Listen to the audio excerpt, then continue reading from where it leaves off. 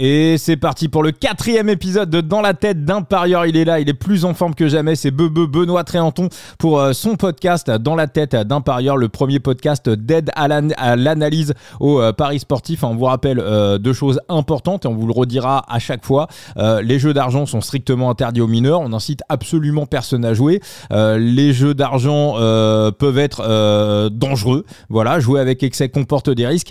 Et Dans la tête d'un parieur n'est pas un podcast de tips, c'est un podcast d'aide à l'analyse au paris sportif.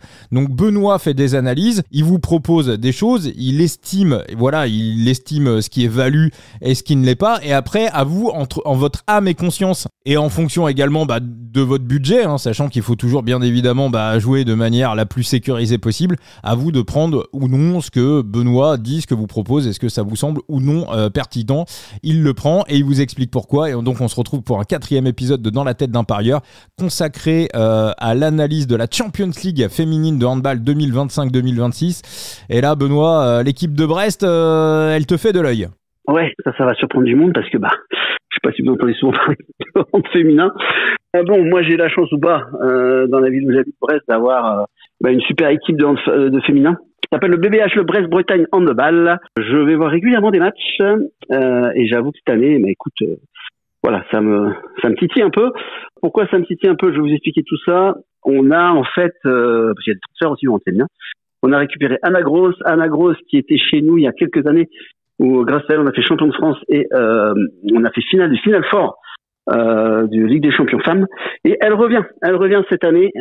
Voilà, c'est un énorme bras. C'est une nana qui est super forte, qui marque pas mal de buts, et elle vient chez nous, donc c'est un renfort quand même énorme, et elle sera elle est sur le même poste que Vikarieva, qui est une Russe, qui est potentiellement top 3 des meilleures joueurs du monde, des meilleures joueuses du monde, pardon. Et l'année dernière, on était toujours un petit peu derrière Metz, on n'a pas été au Final Four l'année dernière pour différentes raisons. Je vous explique, on avait remplacé 60% de l'effectif l'année dernière, et cette année, on a gardé une stabilité. Donc, ce que je vous explique, et ça j'aime bien, c'est toujours une stabilité d'effectif où vous venez rajouter 2-3 touches supplémentaires qui améliorent le collectif. Donc, cette année, pour moi, on va être plus fort que ce qu'on a été l'année dernière. Petit mot sur Metz aussi. Metz. Pourquoi je vous en parle? Parce qu'il y a Ludwigsburg, c'était une équipe allemande qui était plutôt pas mal, qui en Ligue des Champions se débrouillait bien. Dépôt de bilan. Voilà, avec Christiansand l'année dernière, qui était une énorme équipe, qui a fait dépôt de bilan aussi, pour vous dire que le handball femme, c'est compliqué.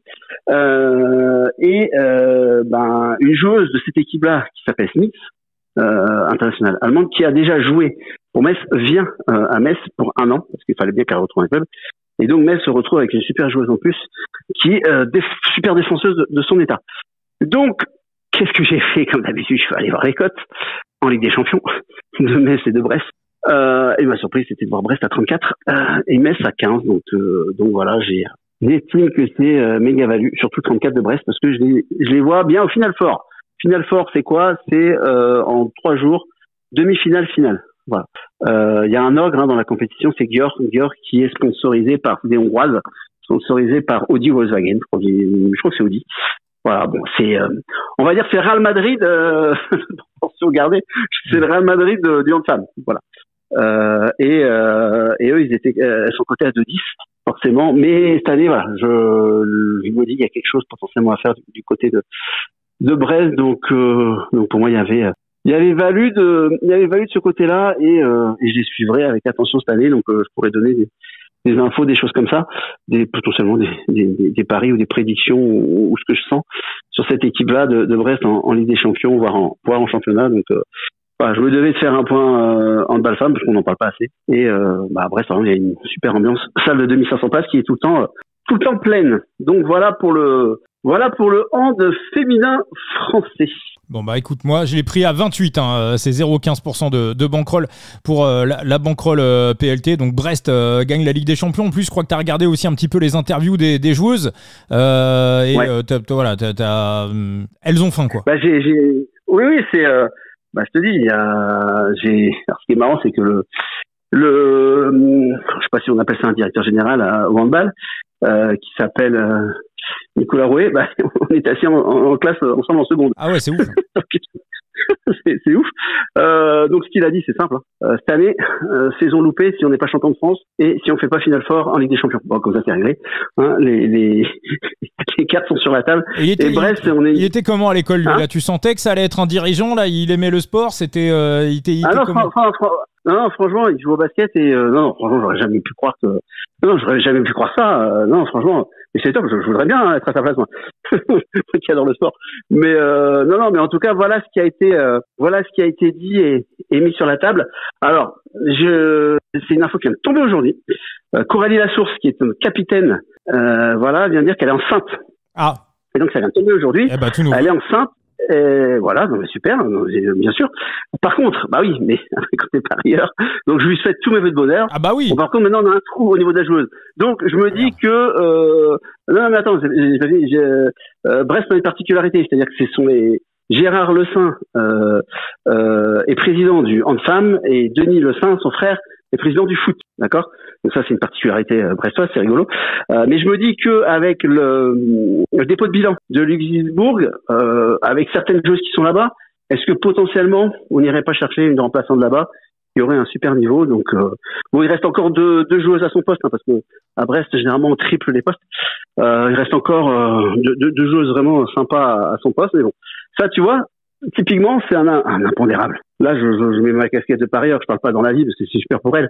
Mais voilà, t'as une joueuse qui est enceinte, bon bah, elle est pas là de toute la saison. Et si c'est une pièce maîtresse de potentiellement l'équipe que t'as joué, bon bah oui, faut forcément le prendre en compte, tu vois. Mais je leur fais confiance pour potentiellement trouver une recrue à son poste. Eh bah parfait. Eh ben merci beaucoup Benoît pour tous ces épisodes de Dans la tête d'un parieur. Au niveau des réseaux sociaux là pour ce nouveau podcast, on en est où? Il y a un compte X, un compte Twitter, c'est ça? Bah écoute, on met ça en place aussi tout doucement. Mais effectivement, ouais, ça voit le jour. Ça voit le jour petit à petit. Les réseaux sociaux, bah oui, forcément aujourd'hui c'est quelque chose de primordial. Donc effectivement, il y a un compte Twitter. Pour l'instant, il y a un compte Twitter. Il y aura d'autres choses qui vont venir. D'accord. Ok. Il y a d'autres choses en préparation. Donc l'émission disponible sur YouTube, donc sur ta chaîne, sur ton ancienne chaîne Parier Gagnant qui devient la chaîne Dans la tête d'un parieur. Et puis disponible également un petit peu partout sur toutes les plateformes de podcast. Voilà, c'est ça, tout à fait. Eh ben merci Bebe. Ben merci à toi Vincent. Eh ben merci à tous et à très très vite pour un nouveau numéro. Ciao les amis.